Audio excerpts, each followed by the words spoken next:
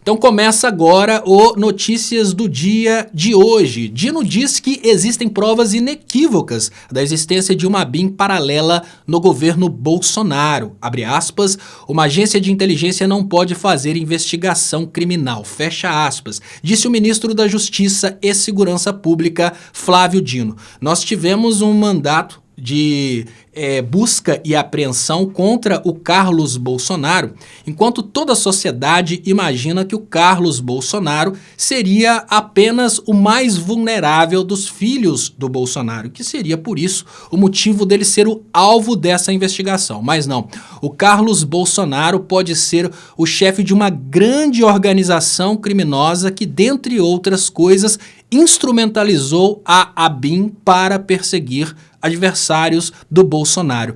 Essa organização criminosa, sendo toda investigada em conjunto, dá condições para que as pessoas envolvidas sejam condenadas pelo crime de organização criminosa que bota gente na cadeia por muito tempo e sem direito à saidinha. Agora, a coisa mais interessante é que se já existem provas inequívocas, por que a Polícia Federal foi para a casa do Carlos Bolsonaro procurar mais provas? E aí nós temos essa notícia aqui.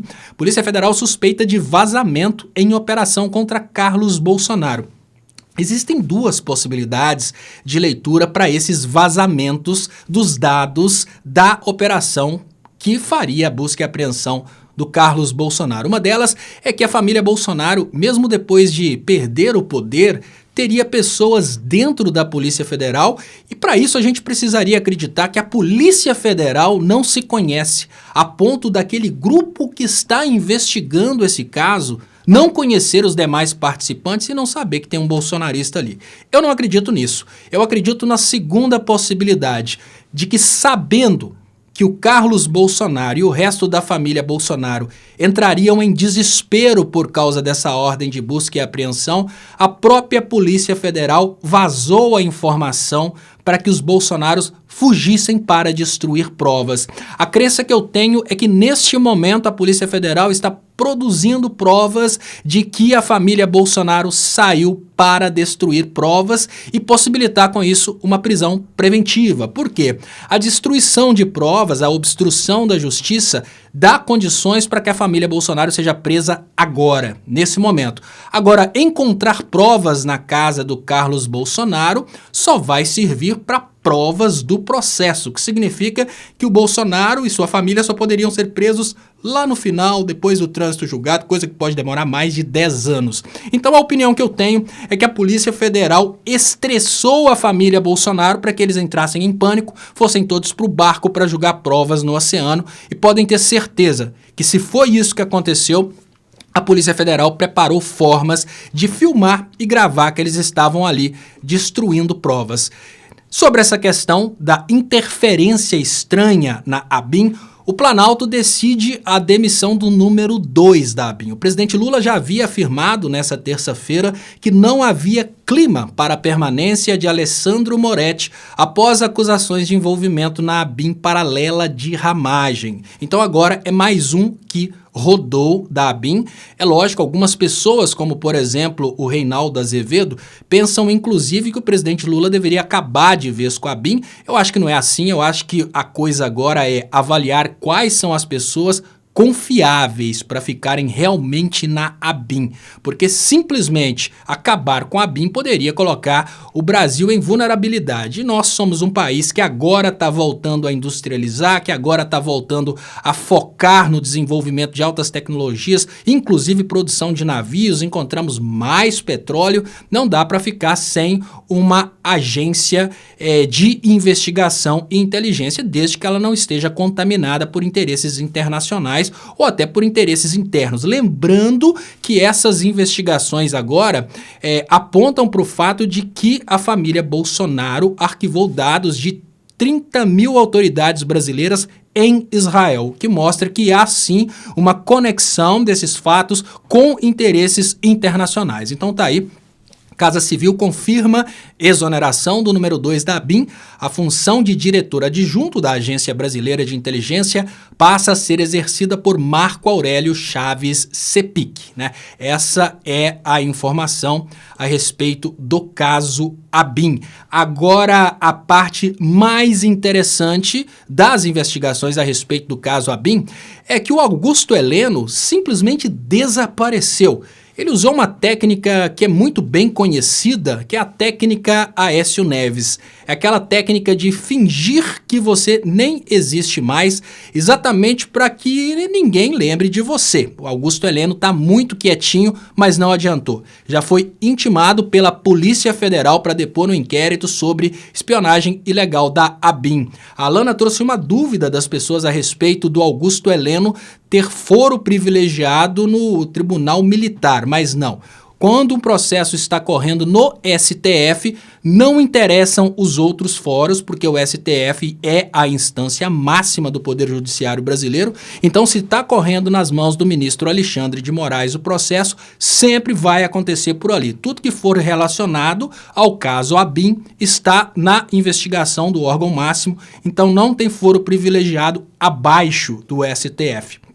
E agora, falando, né, só para arrematar essa questão do que aconteceu na casa do Carlos Bolsonaro, eu queria trazer para vocês esse comentário do Leonardo Sakamoto. Polícia respeitou os bens de Carlos Bolsonaro, mas não faz o mesmo quando ocorrem operações em comunidades pobres. Isso porque quando a polícia vai fazer uma investigação na casa de pobre, a gente sabe que ela destrói tudo, né? Desde rasgar sofá, rasgar colchão, destruir tudo para tentar achar as coisas e ainda que não encontrem nada, simplesmente saem e deixam tudo destruído. Mas dá para entender o que aconteceu. Na minha visão, a Polícia Federal avisou antes para o Bolsonaro sair para destruir provas e já sabiam que não encontrariam muita coisa, então não tinha por que destruir e é lógico que também não brigariam com gente que no final das contas acaba sendo gente rica. Nós estamos falando da família que conseguiu comprar mais de 400 mil, me parece 400 imóveis com dinheiro vivo, né? Então apesar da família Bolsonaro não ser do alto clero, é uma família rica. Mudando de assunto agora para um assunto que nos interessa muito. Processo que pode caçar Moro é liberado para julgamento no TRE do Paraná.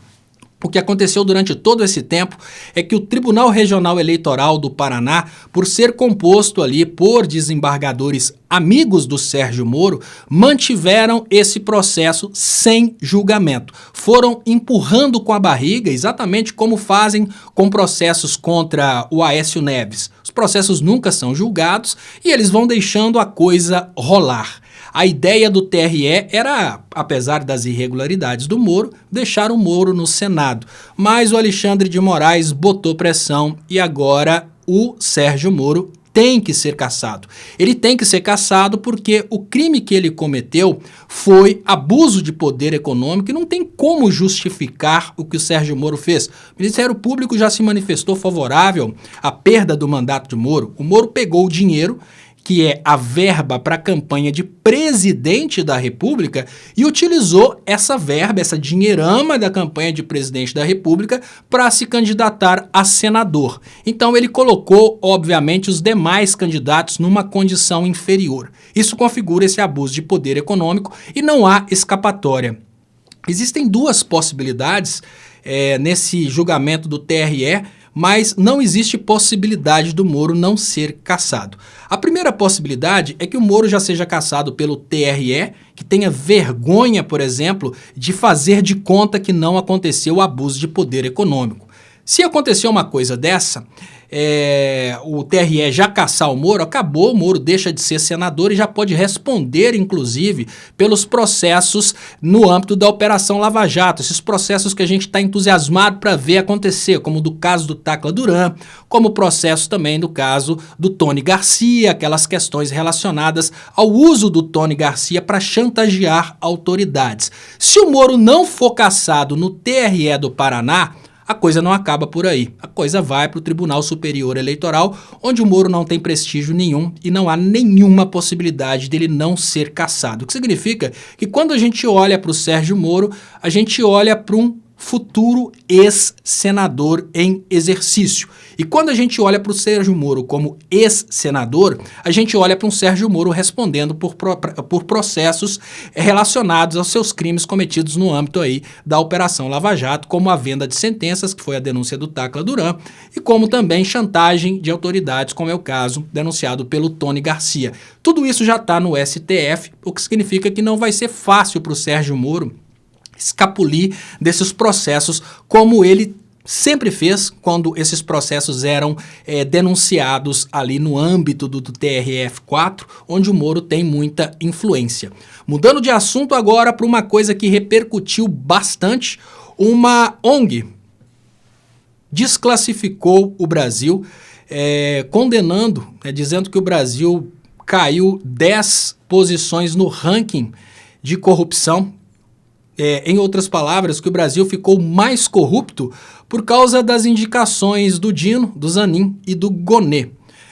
Essa instituição, que é a Transparência Internacional, é uma instituição que, apesar de não ter nenhuma relevância entre os fazedores de política e os investidores, é uma instituição que é utilizada por outras ONGs aqui no Brasil, por exemplo, como o MBL, e até mesmo por emissoras de televisão, para dar um ar de autoridade ao que essa ONG está falando. Esse tipo de ONG, essa Transparência Internacional, a Heritage Foundation e outras ONGs liberais já foram utilizadas para desequilibrar governos de esquerda, inclusive no Brasil, quando a gente via o MBL, garotos que sabiam tudo de economia, dando aula de economia para a gente há pouco tempo atrás, lá no impeachment da Dilma. Eles sempre citavam Escola Austríaca de Economia, citavam Transparência Internacional, citavam o Índice de Liberdade Econômica da Heritage Foundation. Essas ONGs não são instituições que fazem um trabalho sério de avaliação de risco dos países, até porque as instituições que avaliam o risco econômico só estão melhorando as condições do Brasil. Essas instituições, elas servem exatamente como endosso ao discurso.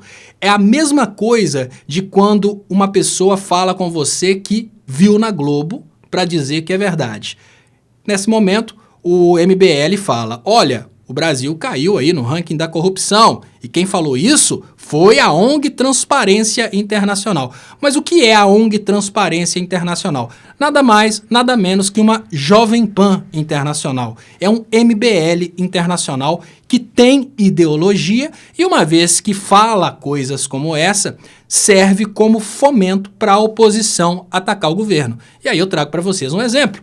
Moro cita Transparência Internacional para atacar o governo Lula e toma invertidas nas redes. É exatamente isso. Essas ONGs, elas trabalham exatamente para entregar para os liberais brasileiros argumentos para falarem mal do governo em exercício. Esse foi o resumão de notícias de hoje. Eu agradeço a todos vocês pela participação. Quem ainda não é inscrito aqui no canal, o Leonardo Estopa, inscreva-se. Por favor, convide amigos para crescer o canal.